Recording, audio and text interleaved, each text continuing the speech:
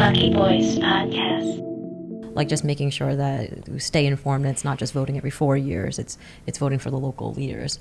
And it's taken this pandemic to realize that that space up top, even if it was occupied by somebody, but was it the right person? Yeah. And that's really shown their true colors in this pandemic, right? Yeah. Right, and it's across the United States. It's not just New York City, Chinatown. Yep. It is any Asian community throughout, and it's not even in the United States, actually. It's much bigger than that. It's throughout the world. Yep. Yeah. If you've been paying attention, I mean, you see things happen in Australia. You see injustice happen in the UK.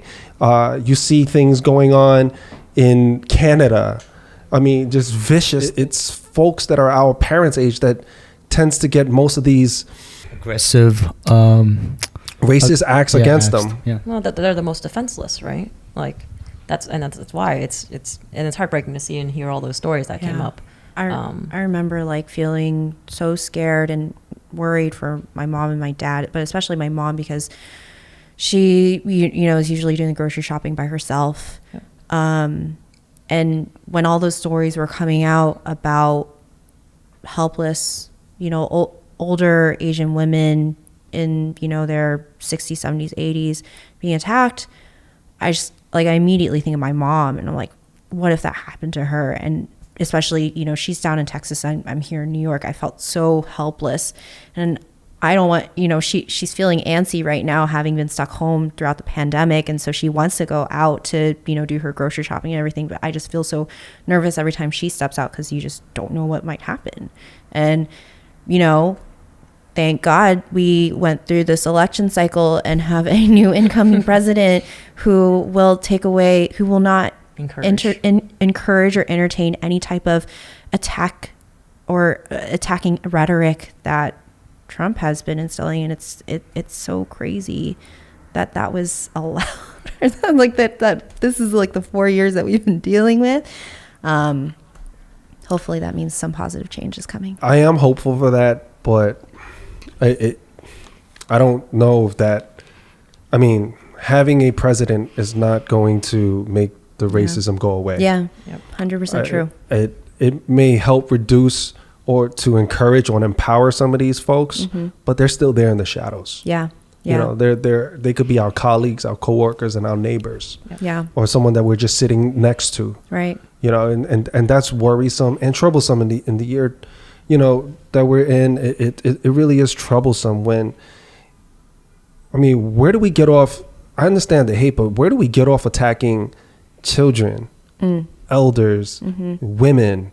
Like, where do we do that? Like, even the worst criminals, the famous criminals, you could name them all.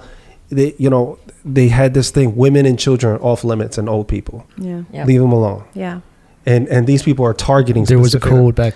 There's no code. These guys are it's just so cowardly. It drives me absolutely. Like, this is one of the sensitive topics for me. It just drives me. I have no words for it. I get so emotionally disturbed about. I mean, if I hated someone, I would talk to them directly. I would address my issue with them directly. Yeah, that's the other thing too, is why are you doing it to somebody you don't know? I just don't understand that level of hate. I don't want to understand it. Yeah. And I don't want to, but I want it to stop. Yeah. And it needs to stop. And how do we stop it? We have to speak up, and we have to fight back. Yeah. We have to. It's one of those things where if a bully is constantly taking your lunch money, if you allow it, then you're enabling them to do it every day, and they're just going to get more powerful. I think once you stomp them and you stop them, we have to set an example throughout. We have to change the narrative that we were taught growing up to just put our heads down, do the work harder than everyone else, and don't worry if someone's bothering you. Just keep going. Yeah. The issue is it's like these people they're going after people who can't defend themselves. I mean, we're talking about like us, like younger people. Yeah, we'll stand up. We'll step up, and we'll definitely stop it from spreading in the situation if it happened to us. But it's not happening to people like us. It's happening to mostly Well, elderly people. if it is happening to people like us, they got like 5, 6, 7 of them against one person. Yeah. You know, I mean, that's straight coward stuff. Mhm. It is straight coward stuff. It is. Yes. There's no other way to put it. I mean, they it's like, oh, I got, 10 of my boys with me, and I'm just gonna, even though I don't know you, I'm just gonna jump you just for shits and giggles. It's And the younger generation's been working out, hardcore. Been doing the squats and everything. So I don't want to. It's all those IG fitness influencers doing the influence. No, but All those Peloton riders. not to like go on a complete tangent, but kind of going back to this, the like Asian American experience, especially like Asian males and the conversation about Asian masculinity. That's like a whole other thing too, about like, why are you jumping this Asian dude? Just like, you think that they're soft? No, they're not. And so that's why kind of, going back to our original conversation about who are the people showing up and who are the people that are coming out to protect Chinatown. There's like, those self-organized groups like the Chinatown, those groups, yeah, Chinatown Block Walk, and just trying to diffuse situations to protect, especially like our senior population. Right. It's great that people are looking out for each other. And I think that's where some of that hope does come from about why Chinatown is going to be able to weather through this storm, because you just have people from all walks of life who are coming out to lend a hand to one another. And I think it goes back to your original statement earlier about like who's showing up during this pandemic, right?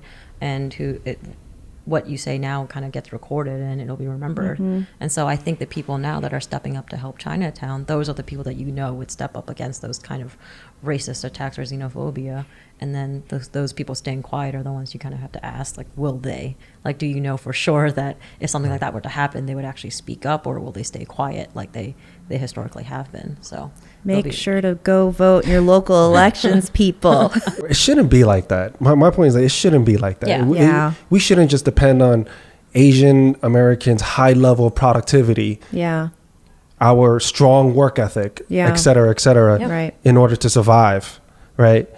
Where other communities get an assistance. I just don't get that. I just don't understand how we are minorities as well. We are. That's a fact. That's not even up for debate. Yeah.